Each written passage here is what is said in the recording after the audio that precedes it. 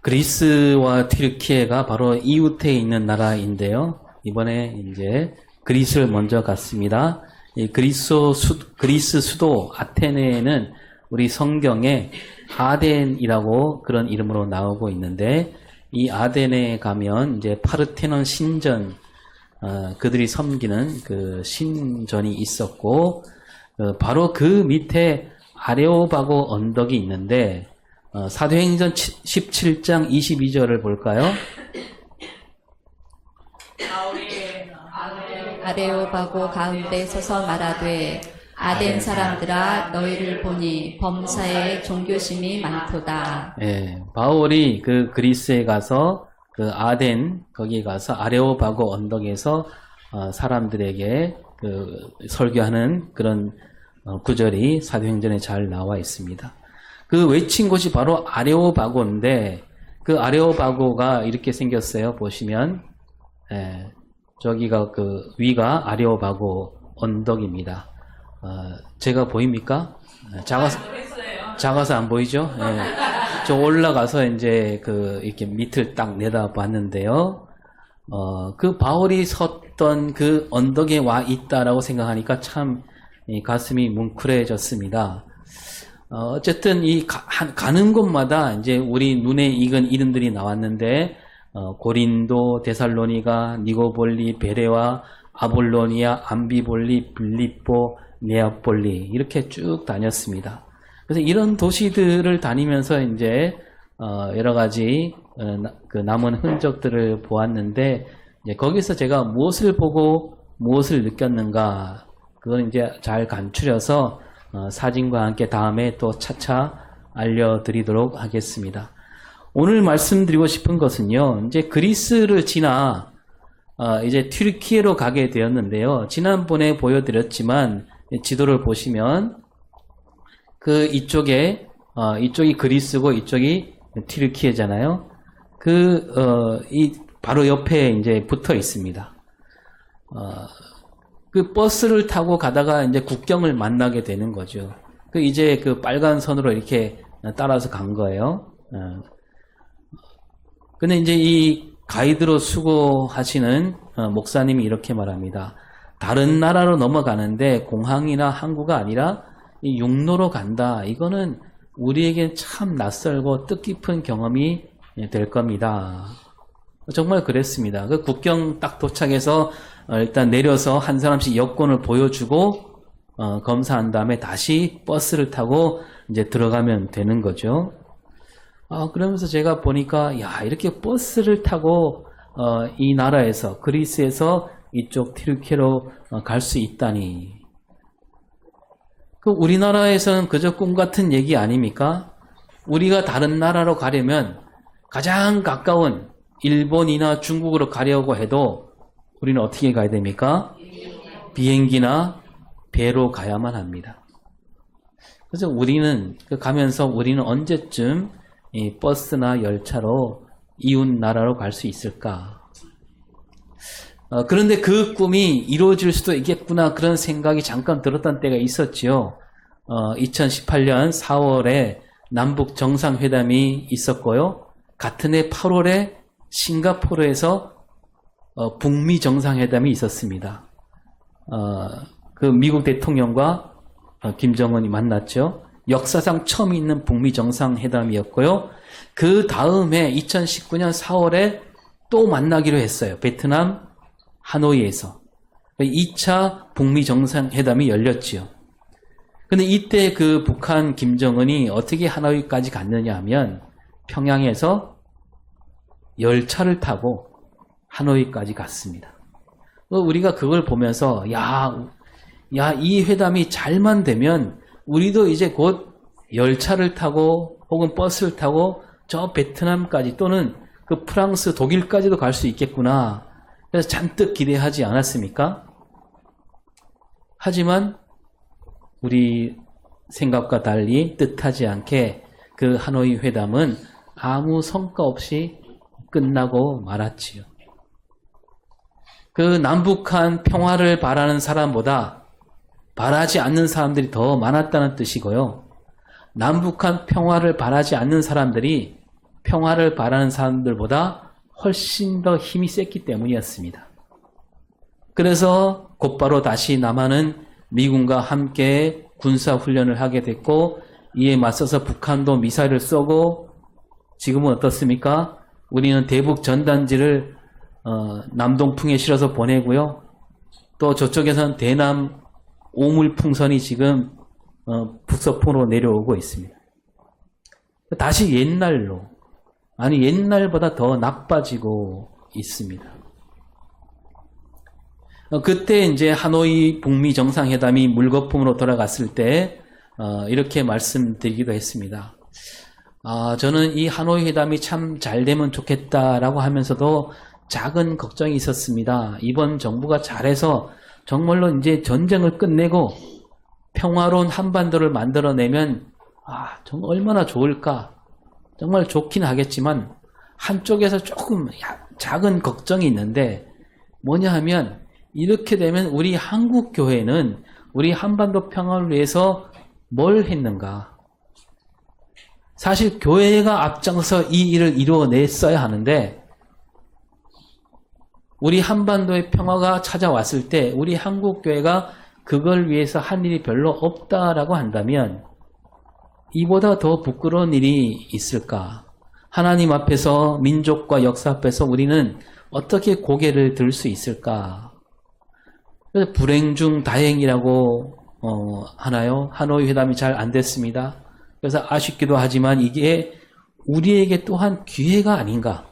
이제 우리가 한국 교회가 나서야 하지 않을까? 하나님께서 우리 한국 교회에게 기회를 주신 것이다. 한국 교회 보고 이제 너희들이 이 일을 해내라. 그렇게 말씀하신 뜻이 아닌가라는 거죠. 여러분 많고 많은 나라 가운데 하나님은 우리를 이 한반도 땅에 태어나게 하셨습니다. 우리가 이 땅에 태어난 것은 우리 뜻이 아니었어요. 하나님이 보내주신 겁니다.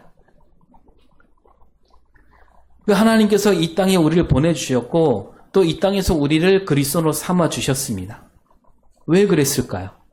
하나님 왜 하필 우리를 이 땅에 보내셨을까? 이 말도 많고 탈도 많은 땅에 보내셨을까? 하나님은 우리에게 할 일을 주셨다는 겁니다.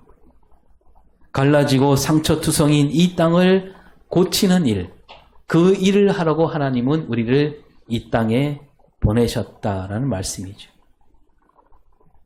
여러분 오늘 말씀은 하나님께서 에스겔에게 주신 말씀이에요. 에스겔은 제사장이었어 처음에. 그런데 이때 이스라엘은 나라를 빼앗긴 뒤였습니다. 솔로몬이 죽고 이스라엘이 둘로 갈라졌지요. 남유다와 북이스라엘. 그리고 북이스라엘은 일찌감치 무너졌습니다. 아수르란 나라에 짓밟혀 그 뿔뿔이 흩어지고 말았죠. 그리고 이 북이스라엘이 무너지고 160년 뒤에 남유다도 바벨론에게 무너지고 끌려갑니다. 이때 에스겔도 끌려가죠. 에스겔이 끌려갔으니 거기서는 이제 제사장으로서는 할 일이 없습니다. 제사할 일이 없으니까요. 이때 하나님이 그 에스겔을 불러서 이제 하나님 말씀을 외치는 선지자로 삼아주셨습니다. 제사장으로 있다가 이제 선지자가 되었습니다. 그래서 하나님은 에스겔 1장부터 33장까지 심판을 말씀하십니다. 이스라엘 백성들이 왜 심판을 받아야 하는가? 어떤 심판을 받게 되는가? 또 그 이웃의 여러 나라들은 어떤 심판을 받게 되는가? 말씀하시고 34장부터 마지막 48장까지는 구원과 소망을 말씀하시게 되죠. 이 가운데 37장에는 1절부터 14절까지 우리가 잘 아는 마른 뼈 환상이 나오지요. 하나님께서 어느 날 에스겔을 데리고 어느 골짜기로 가십니다. 그 골짜기에는 뭐가 가득해요? 뼈로 가득했습니다. 근데 그 뼈들은 아주 바싹 마른 뼈였습니다. 하나님이 말씀하시기를 그 37장 3절 시작. 이 뼈들이 능히 살 수 있겠느냐 하시기로 내가 대답하되 주 여호와여 주께서 아시나이다. 예. 이 뼈들을 보면서 하나님이 이 뼈들이 능히 살 수 있겠느냐 물으십니다. 근데 이 에스겔이 딱 보니까 워낙 말라버린 뼈들이라서 믿음을 갖고 예, 주님 선뜻 예, 살 수 있습니다. 이렇게 말하지 못하고요. 그저 주께서 아시나이다. 이렇게 말합니다. 이때 하나님이 또 말씀하시죠. 이 뼈들에게 외쳐라 생기를 들어가게 할 터이니 이 뼈들이 살아나리라. 이렇게 그 뼈에게 외치라고 말씀하십니다. 그 에스겔이 그 말씀을 받들어서 그 골짜기에서 외치게 되죠. 그러자 무슨 일이 벌어지냐면 이 뼈들이 그 말라 비틀어진 뼈들이 막 움직이고 서로 짝을 맞추게 되고 힘줄이 생기고 살이 오르고 가죽이 덮이게 됩니다. 여기서 그치지 않습니다. 에스겔은 하나님 말씀을 따라 또 외치죠. 37장 9절에 사방에서부터 와서 이 죽음을 당한 자에게 불어서 살아나게 하라. 네. 생기가 와서 이 그 뼈들에게 불어서 살아나게 하라. 그러자 그들이 다 살아났고 그래서 그 골짜기에는 뼈가 아니라 이제 큰 군대가 진치는 그런 일이 생겨났습니다. 여러분 하나님께서 이 에스겔 선지자에게 이 환상을 주신 뜻이 뭡니까? 뭐냐면 남과 북으로 나누어져 무너져 버린 그 이스라엘 민족 저 마른 뼈들처럼 이제 전혀 소망이 없을 것 같은 그 이스라엘 민족이 다시 일어서게 된다는 뜻입니다. 겉으로 보기에는 다 죽은 것으로 보이지만 하나님께서 그들을 다시 살리신다. 그런 뜻으로 이 환상을 주셨지요. 여러분 이 환상 하나만으로 에스겔과 이스라엘 백성들은 이제 큰 소망을 가질 수 있지 않겠습니까? 아, 우리가 지금은 나라가 그냥 갈라지고 무너지고 다 빼앗기고 끌려갔지만 하나님께서 함께 하시면 반드시 일어선다. 그 소망으로 그 기나긴 포로 생활을 이겨낼 수 있었습니다. 그런데요, 하나님 말씀이 여기에서 끝나지 않습니다. 하나님이 다시 에스겔을 불러서 막대기 둘을 가져다가 거기다 글을 쓰게 하십니다. 하나에는 유다와 그 짝 이스라엘 자손이라 쓰게 하시고 다른 하나에는 요셉과 그 짝 이스라엘 온 족속이라고 쓰게 하십니다. 그런 다음에 말씀하시기를 17절에 그 막대기들을 서로 합하여 하나가 되게 하라. 내 손에서 둘이 하나가 되리라. 예, 둘이 하나가 되리라. 여기서 둘은 뭘 가리키는 겁니까? 예, 앞에 말씀드린 대로 남유다와 북이스라엘 가리킵니다. 지난주에 우리가 사울 왕과 다윗 이야기를 나누었지요. 그때만 해도요, 이스라엘은 한 민족이고 한 나라였습니다. 이스라엘 첫 번째 왕 사울, 두 번째 왕 다윗, 그리고 세 번째 왕 솔로몬. 거기까지는 이스라엘이 하나였습니다. 한 나라였습니다. 그러다가 솔로몬 아들 르호보암이 왕이 되었을 때 나라가 둘로 갈라지지요. 그 여로보암이라는 사람이 이끄는 그 10지파, 이스라엘 12지파 가운데 10지파가 여로보암이 이끈 대로 따라갔고 남은 2지파, 유다 지파와 베냐민 지파 이렇게 돼 있는데 그 르호보암은 남은 2지파만을 다스리는 왕이 되게 됩니다. 그리고 이제 남과 북으로 갈라져서 서로 으르렁거리며 지내다가 앞에 말씀드린 대로 북이스라엘은 아수르에게 무너지고요. 이어서 160년 뒤 남유다도 바벨론에게 무너졌습니다. 그러니까 하나님이 이 둘이 서로 하나가 되리라 이렇게 말씀하고 있는 거죠. 무너졌는데 이제 다시 그 고향으로 돌아가기만 해도 좋은데 하나님은 이 무너진 두 나라가 하나가 된다고 말씀하시는 거죠. 이 말씀에서 우리는 바로 알 수가 있습니다. 뭐냐 하면 이 이스라엘이 둘로 갈라진 거 이것은 하나님 뜻이 아니었다는 겁니다. 이스라엘 백성들이 많은 죄와 잘못을 저질렀지요. 하나님만을 섬기지 않고 이방신을 들여와 그 앞에 절했습니다. 이러한 죄악으로 말미암아 그들이 무너졌는데 그 솔로몬 왕이 처음엔 잘했습니다. 성전도 짓고 나라를 튼튼하게 하는 그 여러 가지 일을 했습니다. 그런데 이웃에 있는 여러 나라와 손을 잡다 보니까 그 나라가 섬기는 신과 그 나라가 받드는 우상을 들여오게 되었습니다. 그러니까 백성들 가운데는 그 이방신과 우상의 눈을 돌리는 이들이 많아졌고 그러다 보니 서로 마음을 모으지 못하게 된 겁니다. 그리고 이 솔로몬 아들 르호보암은 아주 욕심이 가득 생겼습니다. 이 백성들을 더 다그쳐야 내가 다스리는 이 나라가 더 큰 부자가 될 수 있겠다 이겁니다. 그런 욕심을 부리니까 그 이방신과 우상과 욕심이 어우러져서 백성들 사이에는 불만이 생길 수밖에 없었고 그들은 서로 둘로 갈라지고 말았던 거죠. 그러니까 여러분 이방신과 우상은 곧 욕심을 부르는 것이고요. 아니 뒤집어 말할 수도 있습니다. 욕심이 곧 이방신과 우상이다. 오늘 우리가 마찬가지입니다. 우리 눈에 보이는 우상이나 이방신이 없지만 그러나 우리 안에 있는 욕심이 그 욕심이 곧 이방신이고 우상이 될 수 있다는 겁니다. 그게 곧 죄악입니다. 그 죄악이 나타나는 결과가 뭐냐면 서로 하나를 이루지 못하게 만드는 거예요. 그게 들어오면요 갈라지게 되어 있습니다. 그러니까 하나님만을 섬기지 않으면 하나님 뜻을 따르지 않으면 갈라지게 되어 있다는 거예요. 그러니까 뒤집어 말하면 하나를 이루지 못하고 갈라지는 것 그것은 하나님 뜻이 아니라는 거죠. 이 성령 강림절 주일에도 말씀드렸고요. 또 지난주에도 말씀드렸지만 성령이 오셨을 때 우리에게 하신 일이 뭐냐? 성령이 우리에게 오시면 성령은 우리로 하여 서로 하나가 되도록 이끄십니다. 그래서 내가 성령 받았는가 아닌가 이거 어떻게 알 수 있다고 했습니까? 옆에 있는 이웃을 내 한 가족으로 여기는 마음이 속에서 우러나온다면 그 사람은 틀림없이 성령 받은 사람이에요. 그러니까 핏줄로 맺은 가족만 내 가족이 아니라 내 곁에 있는 사람들 더 나아가 세상 모든 사람을 가족으로 여기는 마음이 우러나올 때 그 마음은 곧 성령이 주시는 마음이라고 했습니다. 여러분 이 바벨론 포로로 끌려간 백성들이 하나님이 둘이 하나가 되리라 이렇게 말씀하셨을 때 어떻게 생각하게 됐을까요?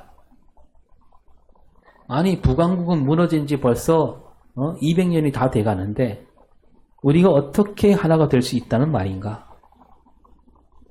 그런 생각을 하게 될 겁니다. 하나님도 그걸 아시고 하나님이 에스겔 선지자에게 말씀하십니다. 17절을 다시 보면요. 막대기들을 서로 합하여 하나가 되게 하라. 내 손에서 둘이 하나가 되리라. 예, 여기서 말씀하실 때 네 손에서 둘이 하나가 되리라. 네 손은 누구 손이에요? 하나님이 에스겔에게 하는 말씀이니까 에스겔 손이겠죠. 그러면 백성들이 이렇게 백성들 앞에 외치라 그랬는데 백성들이 묻지 않겠어요? 야, 네가 뭔데? 너 제사장으로 할 일도 없잖아. 너에게 무슨 힘이 있어서 네 손에서 우리가 하나가 된단 말이냐.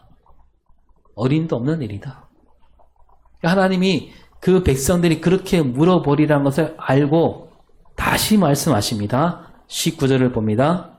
너는 곧 이르기를 주 여호와께서 이같이 말씀하시기를 내가 에그란 손에 있는 바 요셉과 그 짝 이스라엘 지파들의 막대기를 가져다가 유다의 막대기에 붙여서 한 막대기가 되게 한즉 내 손에서 하나가 되리라 하셨다 하고. 예, 같은 말씀을 되풀이 하시죠. 그러면서 끝에는 내 손에서 하나가 되리라. 여기서 내 손은 누구 손입니까?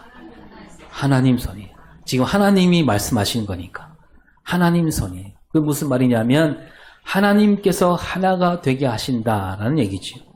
그래서 앞에 말씀에 에스겔 네 손에서 하나가 되리라 이 말씀과 이어보면 하나님께서 이 갈라진 두 나라를 하나가 되도록 이끄시는데 너를 통해서 하나님이 일하시겠다라는 말씀이죠. 여러분 이렇게 하나님은요 언제나 함께 일하십니다. 누군가를 들어서 일을 이루실 때가 많습니다. 이 땅에 예수님을 보내신 뜻도 그거잖아요. 우리와 함께 하시려고 보내셨습니다. 그래서 임마누엘이라는 이름을 주셨지요. 예수님도 이 땅에 오셔서 홀로 일하지 않으셨어요. 가장 먼저 하신 일이 뭐예요? 제자들을 부르십니다. 그 제자들과 늘 함께 하셨고 제자들에게 함께하는 본을 보이셨습니다. 그리고 여러분 그런 일이 있었잖아요. 우리가 잘 아는 일인데 사람들이 많이 모여서 예수님 말씀을 듣고 있었는데 듣다 보니까 날이 어둑해졌습니다. 근데 모인 사람들이 말씀을 듣느라고 끼니를 거르고 있었지 않습니까? 근데 제자들이 예수님께 말씀드리기를 저 사람들을 빨리 보내서 뭐라도 사 먹게 해 주시옵소서 이렇게 얘기를 합니다. 그때 예수님이 뭐라고 말씀하시냐면 마가복음 6장 37절에 너희가 먹을 것을 주라. 너희가 먹을 것을 주라. 그 사람들을 먹이는 일은 누가 할 일이다? 너희가 할 일이다. 사실 그때는 아직 제자들에게 그런 능력이 없었지요. 예수님도 잘 아시고 말씀하셨습니다. 근데 그거 지금 당장 그렇게 하라는 뜻이 아니고 앞으로 그렇게 하라는 뜻이지요. 그 제자들이 뒤늦게 깨닫게 된 겁니다. 저 굶주린 사람들 주님께서는 우리에게 그들을 맡기셨구나. 그게 우리가 할 일이구나. 그래서 여러분 사도행전에 그런 일이 벌어지잖아요. 제자들은 주님께서 말씀하신 게 그 뜻이었구나 하면서 제자들이 나가서 가난한 사람들에게 그들을 돌보고 그들을 먹이는 일을 하는 것을 우리가 볼 수가 있습니다. 이렇게 하나님은요. 하나님 일을 하시되 누군가를 들어서 일하시는 분입니다. 그렇게 볼 때 오늘 하나님은 우리 먼저 믿은 우리에게 이 나라 이 땅을 맡기신 거예요. 이 갈라진 나라 이 땅을 너에게 맡기노니 너희 손으로 하나가 되도록 이끌어라. 둘이 하나가 되게 하는 일 이것은 내 뜻이니까 내 뜻임으로 반드시 이루어진다. 그러니 너희가 가서 그 뜻을 이루라고 말씀하시는 거죠. 그래서 그런 뜻으로 하나님은 우리를 이 땅에 태어나게 하시고 그리스도로 불러주신 겁니다. 그럼 우리가 할 일은 남과 북이 하나가 되도록 힘써야 되는 거죠. 하나님께서 우리를 이 갈라진 나라에 하필 이 갈라진 나라에 태어나게 하신 뜻이 여기에 있는 겁니다. 그 2차 세계대전이 끝났을 때 독일은 전쟁을 일으킨 책임을 져야 했습니다. 그래서 이 유엔이 이 독일을 그 책임을 물어서 둘로 나누게 되죠. 한쪽은 서독, 한쪽은 동독. 그 독일 수도가 베를린인데 이 베를린도 동베를린, 서베를린 이렇게 갈라지게 합니다. 그리고 그 한가운데 큰 장벽을 세우게 되죠. 근데 이 독일의 베를린 장벽이 하루아침에 세워질 수 없으니까 이제 막 만들고 있을 때 1954년 정도에 270만 명이 동쪽에서 서쪽으로 사람들이 내려왔습니다. 내려온다기보다 옆으로 왔습니다. 그 동독에는 자유가 없으니까.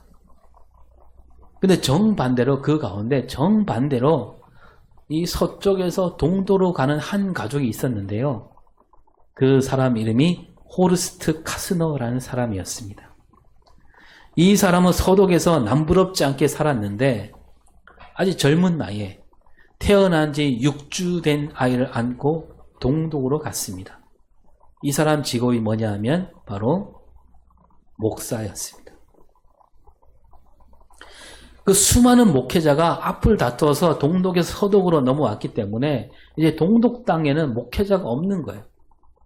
그걸 보고 이 카스너 목사가 이 서독에서 누릴 수 있는 편한 생활을 내려놓고 그 공산국가, 마음대로 예수를 믿지 못하는 그 공산국가 동독으로 넘어간 겁니다. 그분 신앙이 뭐냐면 더 낮은 곳, 더 험한 곳으로 가는 것. 이게 우리 기독교 신앙이다. 이런 믿음이었던 거죠. 그리고 이 갈라진 나라를 그냥 두고 볼 수 없었기 때문이었습니다. 여러분 이때 그 아버지 품 안에 안겨서 공산 치하로 갔던 6주 된 딸이 그 동독에서 자라게 되겠지요. 근데 공부를 열심히 했어요. 그래서 물리학자가 됩니다. 그러는 가운데 1990년 드디어 동독과 서독이 통일을 이뤄내잖아요.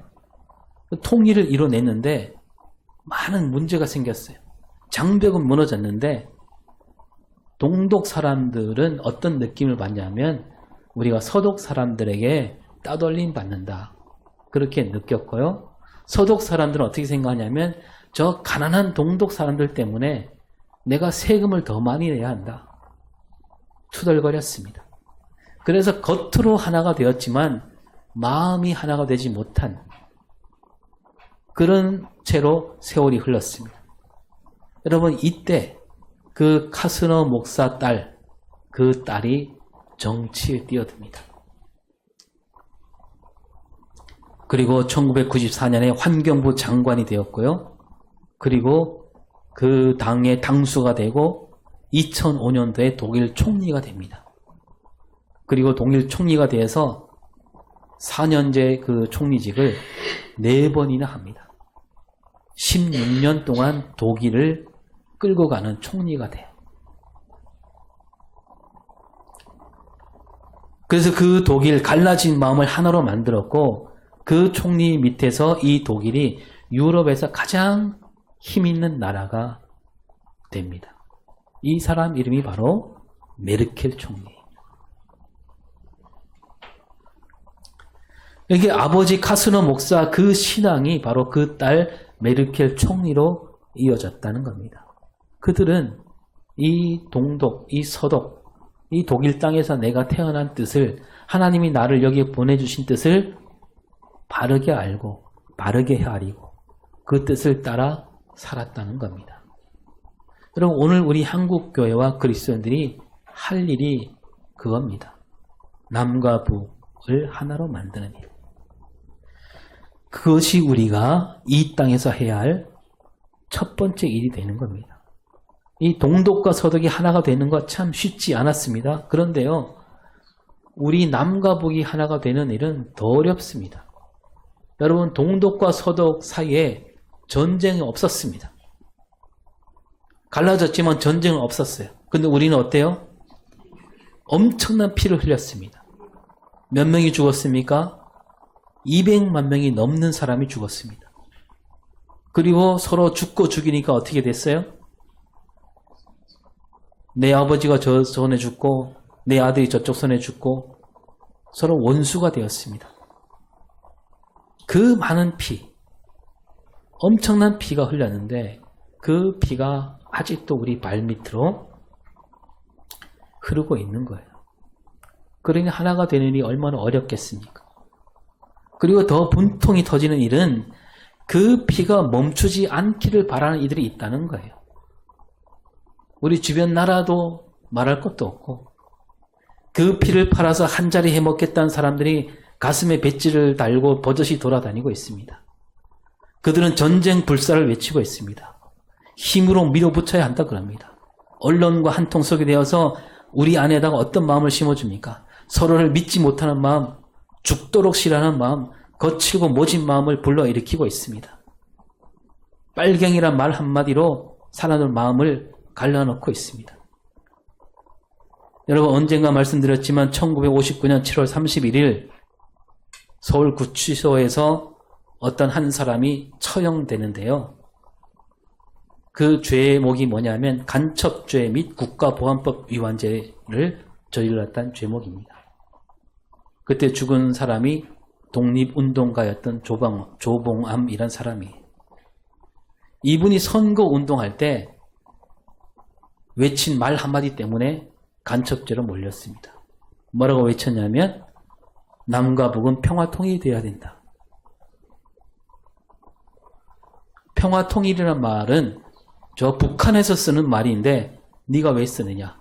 너는 간첩이다, 빨갱이다 해서 법으로 사형시켰습니다. 그래서 지금도 누구누구는 빨갱이다 이런 말이 선거 때마다 나오는 말이고요.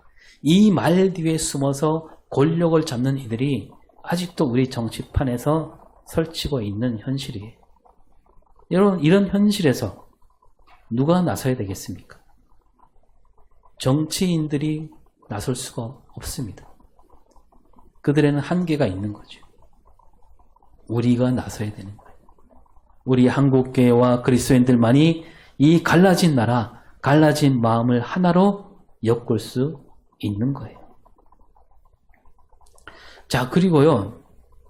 하나님께서 에스겔 선지자에게 주신 말씀, 네 손에서 하나가 되리라. 이 말씀이 이루어졌을까요? 시간이 흘러서 이루어졌을까요? 안타깝게도 아직 이루어지지 않았습니다. 왜냐하면요. 앞에 말씀드린 대로 여러분 북쪽 나라 북이스라엘은 아수르에게 무너졌다 그랬습니다. 그리고 그 북이스라엘 무너뜨린 아수르라는 나라는 90년 뒤에 무너집니다. 그러면 이제 북이스라엘 사람들이 남유다로 넘어오면 되잖아요. 그런데 남유다는 북이스라엘 사람들을 받아들이지 않았어요. 같은 민족이지만. 거슬러 올라가면 같은 12지파잖아요. 왜 안 받아들였느냐? 너희들은 아수르 사람들과 피가 섞였다는 거예요. 그래서 같은 민족으로 여기지 않습니다. 그래서 이 북이스라엘이 무너지기 전에 오므리 왕이라는 사람이 다스릴 때 이 오므리 왕이 세멜이라는 사람 땅을 사갖고 그 땅 이름을 사마리아라고 지었습니다. 그래서 그때부터 사마리아가 북이스라엘 수도가 됐습니다. 이 남유다가 바벨론 포로에서 돌아왔을 때 그래서 이 북이스라엘 사람들을 가리켜서 북이스라엘이다 이렇게 말하지 않고 너희들은 사마리아 사람이다 이렇게 부릅니다. 이 남유다 백성들은 그때부터 사마리아를 자기 민족으로 여기기는커녕 이방 민족보다 더 멀리 했고요. 더 더럽게 여깁니다. 우리가 복음서에서 봤듯이 예수님 시대에 와서 남유다 사람들은 저 북쪽으로 가는 일이 있을 때 사마리아 땅을 밟지도 않았습니다. 아무리 바쁜 일이 있어도 돌아서 갔습니다. 그래서 이 사마리아에 있는 몇 지파? 10지파는 이제 아예 다른 민족이 되어버렸어요. 그 뒤로도 이들이 여기저기서 치다가 이제 이 사마리아 사람은 얼마 남지 않았고요. 남은 사람들 가운데는 어디로 갔느냐? 남유다로 가지 못하고 옆에 팔레스타인으로 가서 이슬람 교도가 된 사람이 적지 않습니다. 이렇게 이스라엘은 끝내 하나가 되지 못하고 말았습니다. 여러분 그래서 세계 여러 나라에서도 이스라엘 사람을 가르쳐 부를 때 뭐라고 부릅니까? 유대인이라 부르잖아요. 유태인이라고 부르잖아요. 그 무슨 뜻이냐면 너희들은 어느 지파에서 나온 민족? 12지파 가운데 유다 지파에서 나온 민족이란 얘기예요. 이스라엘이 믿는 종교를 가르쳐 무슨 종교라고 부릅니까?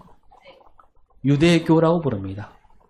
여러분 근데 그 유대교가 올라가면 아브라함이 믿었던 신앙이고 이삭도 믿었고요. 야곱이 믿었고 그리고 그 야곱 아들들 루벤, 시몬, 레위, 유다, 이사갈, 스불론, 갓, 아셀, 단, 납달리, 요셉, 베냐민 그들이 믿었던 종교입니다. 근데 그 종교를 이스라엘교라고 부르지 않고 그 12지파 가운데 한 지파 유대교로 부르고 있는 거예요. 그럼 지금 어떻게 돼 있습니까? 지금 이스라엘 국민 가운데 80%가 유다 지파 혈통입니다. 나머지 20% 안에도 사마리아 사람은 10지파 있는 사람은 찾아보기 어렵습니다. 그러니까 뭡니까? 하나님께서 말씀하신 둘이 하나가 되리라. 이 말씀이 아직도 이루어지지 않았다는 거죠. 그리고 지금 그들은 서로 전쟁을 벌이고 있습니다. 이스라엘은 멈출 생각이 없습니다. 그 이스라엘이 전쟁한다는 얘기는 뭡니까? 그 10지파 사람들, 사마리아 사람들, 그들이 간 그 지역과 전쟁을 벌이고 있는 거예요. 그 사마리아 사람들을 그들은 적으로 여기고 있고 그들에게 폭탄을 퍼붓고 있는 겁니다. 여러분 이렇게 보면 어떻게 된 일입니까? 하나님 말씀 둘이 하나가 되리라. 이 말씀은 왜 이토록 이루어지지 않을까요?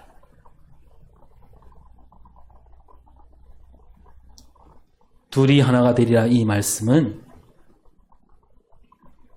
진짜로 눈에 보이는 두 개가 하나가 된다. 눈에 보이는 한 체제가 된다.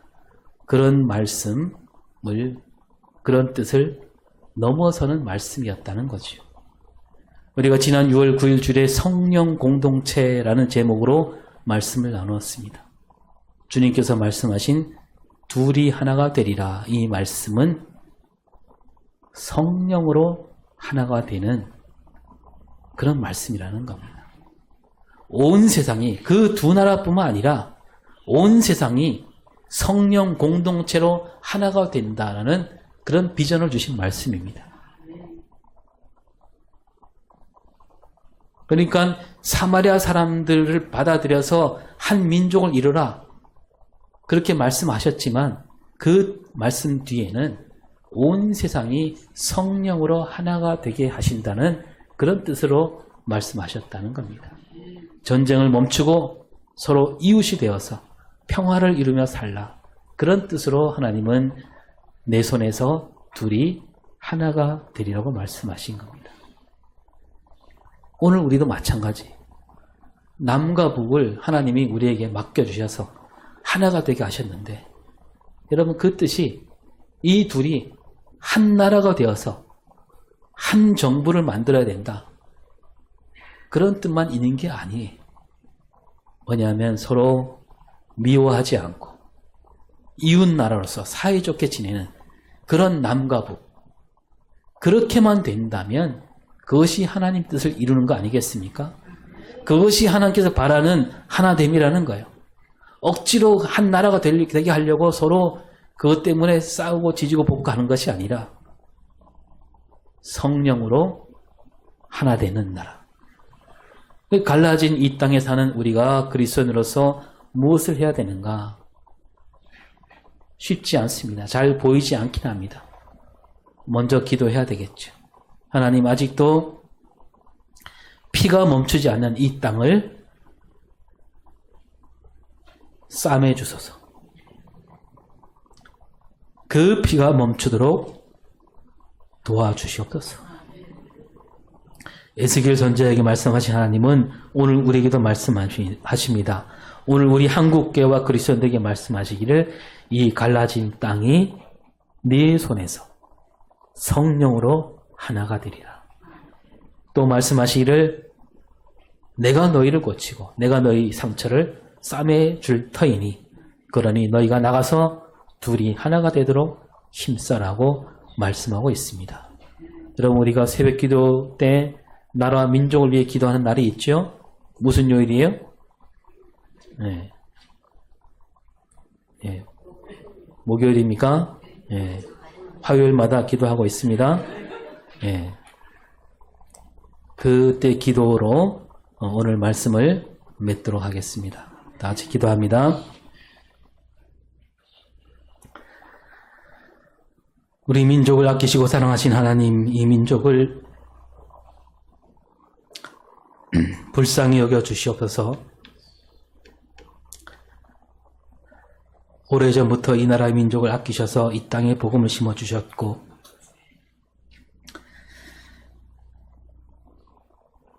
그 복음으로 많은 열매도 맺게 해주셨습니다. 그러나 아직도 이 땅은 갈라져 있습니다. 갈라진 땅으로 말미암아 마음도 갈라지고 함께 뜻을 이루지 못해서 쓰러져 가는 하는 영혼이 있습니다. 주님, 굽어 살펴주시옵소서.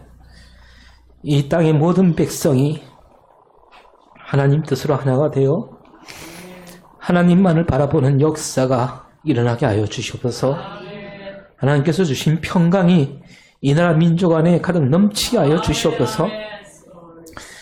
다시는 이 땅에 총소리가 들리지 않게 하여 주시옵고, 총소리 대신 하나님만을 찬양하는 소리가 울려 퍼지는 이 땅이 되게 하여 주시옵소서.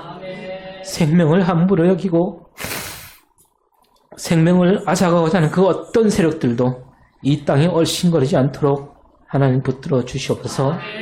이런 일들을 맡기시고자 이 땅에 교회를 세워주셨사오니 이 땅에 우리 모든 교회와 그리스도인들이 힘과 뜻을 모아 이 나라 민족을 하나님 나라로 만들어가는 역사를 이루게 하여 주시옵소서. 이 갈라진 땅을 하나님 손으로 하나가 되게 하시어 이 땅을 지켜보는 많은 사람들이, 하나님을 알지 못하는 민족들이 이 땅에 일어나는 그 하나님 뜻을 바라보며 하나님을 만나게 되고 믿게 되는 역사가 있게 하여 주시옵소서. 저 얼어붙은 땅에 하나님 사랑이 차고 넘치게 하여 주시옵고 우리 한국교회가 이 나라 민족을 놓고 더 뜨겁게 기도하게 하여 주시옵고 우리 민족과 역사 앞에서 하나님 앞에서 부끄럽지 않는 우리 한국교회와 그리스도인들이 되게 하여 주시옵소서. 우리가 기도할 때 이 땅에 물이 바다 덮음같이 하나님의 영광이 넘쳐나게 됨을 믿습니다. 하오니 이 땅을 놓고 기도하기를 쉬지 않도록 저희를 붙잡아 주시옵고